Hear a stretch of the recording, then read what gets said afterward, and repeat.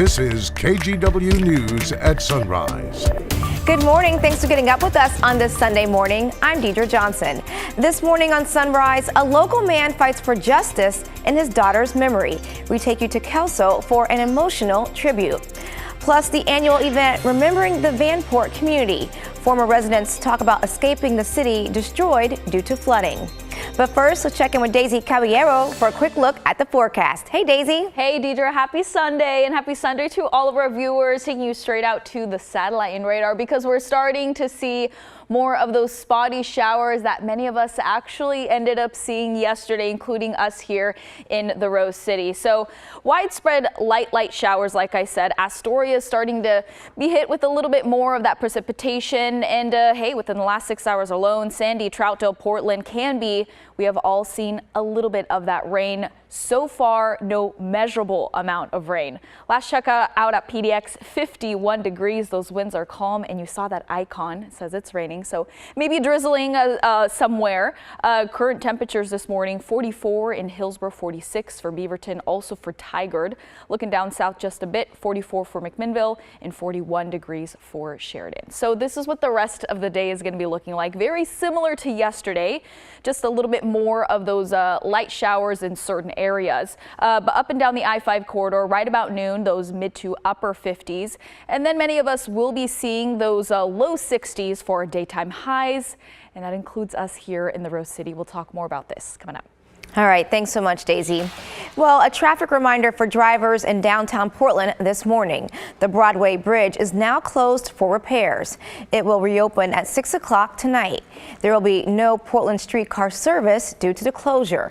Sidewalks will remain open for bikes and pedestrians. A Southwest Washington father continues to fight for justice for his daughter. She was killed at a Kelso gas station 4 years ago. Now her father has one goal in mind: to honor his daughter. Thomas Schultz has more. Almost 4 years to the day of 31-year-old Brittany Tooney's death, her father returned to the place where she took her last breath, the Kelso Arco gas station. Being here, it feels like yesterday. On May 15th, 2020, Brittany dropped her 7-year-old daughter off at her ex's house when police say she was ambushed by her ex's father, Scott Belinsky. He shot Brittany, who was able to drive away to this gas station and call her father Joe. She told us she'd been shot, who did it, and that we needed to get here quick, that she was dying. Help didn't arrive in time. Police say Belinsky pulled into the gas station after Brittany and fired, killing Brittany before then shooting himself. Her last words were, "Get her daughter." And for the past 4 years, Joe Tooney has worked to achieve Brittany's last wish. There's no book that you can follow when it comes to this. Brittany's 11-year-old daughter lives with her ex, the same ex whose father is accused of killing Brittany. And that's where she's at now, and I am not okay with that. In 2021, her ex was arrested for tampering with evidence, making false statements, and obstruction. Some charges were related to the murder.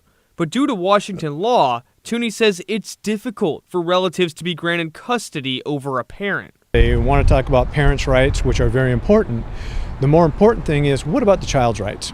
Now he and advocates like Michelle Bart of the Women's Coalition Against Violence are pushing state leaders for change. It's child custody gone wrong. So we're going to be an Olympia lot. Though they know 4 years after Brittany's death, their fight is far from over. Change takes longer than we like, but it's still, you can't give up. We have another sad update about another case in Kelso. A missing California man has been found dead there. Police say Sean Riley was found in the Coweeman River. His family started searching for him on May 9th when surveillance video showed him leaving his hotel early that morning. Police said he appeared to be in extreme distress and left most of his belongings. Riley's family said he didn't have a history with drugs or mental illness. Investigators are still trying to determine the cause of death. Hillsborough police are asking everyone to be on the lookout for this pickup. At around 10 o'clock Thursday night, this truck hit a pedestrian. It happened at the intersection of Southeast Tualatin Valley Highway and Cypress Street. The pedestrian died at the scene. This is the best picture police got of the truck. They say it's a newer pickup with a bed cover.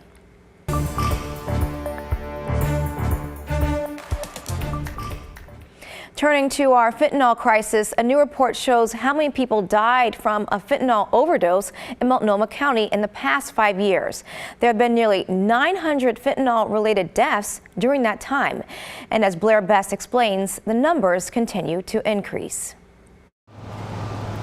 By Portland's South Park blocks, Michael fights through his grief. I want to cry.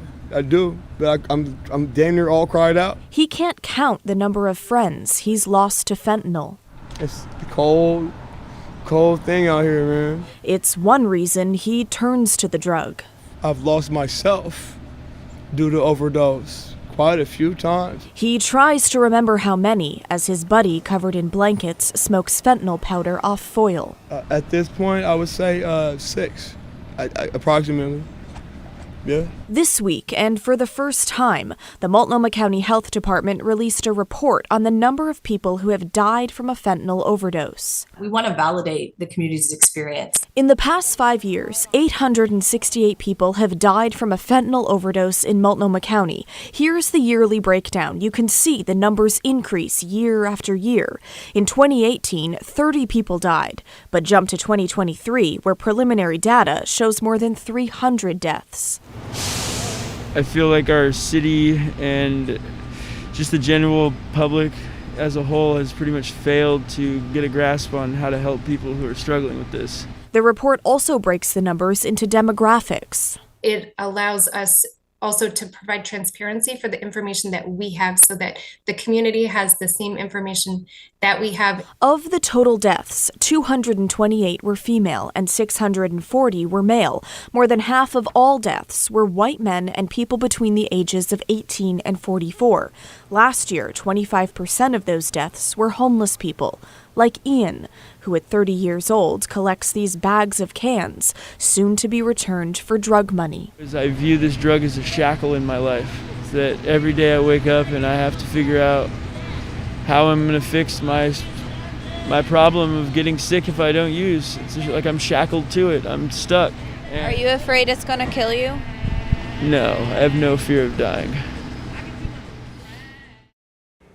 The report shows the majority of overdoses happened in Old Town and the Pearl District. Overdose rates in Multnomah County are higher than King County in Washington. That's home of Seattle.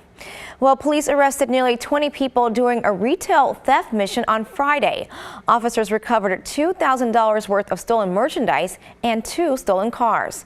The mission focused on the Mall 205 and Gateway areas. The 9th Vanport Mosaic Festival kicked off on Saturday. The event brings together the survivors of the May 1948 flood that destroyed the town. John Adams spoke with survivors who had great memories before having to escape the flood.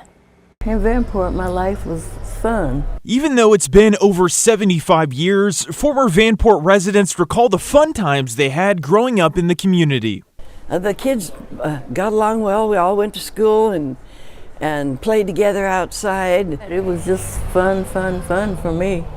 I called it my Disneyland. The city, built as a wartime housing project for shipyard workers and their families, stood from 1942 to 1948. Many of the former residents gather every year to tell the stories of what it was like to live there and what it was like to flee the city when it was destroyed by a massive flood. Marion Loveland was 14 years old in 1948. She was at the movies when it happened. Someone came in and said, the dam has failed and we're being flooded. Carolyn Hinton was 12 when she escaped the flooding with her mother. I looked out the back window of the car and it was just a big wall of water coming. By the time we got where we could be safe, we jumped out of the car and water was about up to my knees at that time. From now through June 1st, the Vanport community will be remembered through art exhibits and history lessons. The event organizer says it's important to not forget the people and stories of this lost city. We remind the story because it matters, because it has lessons for survival for today.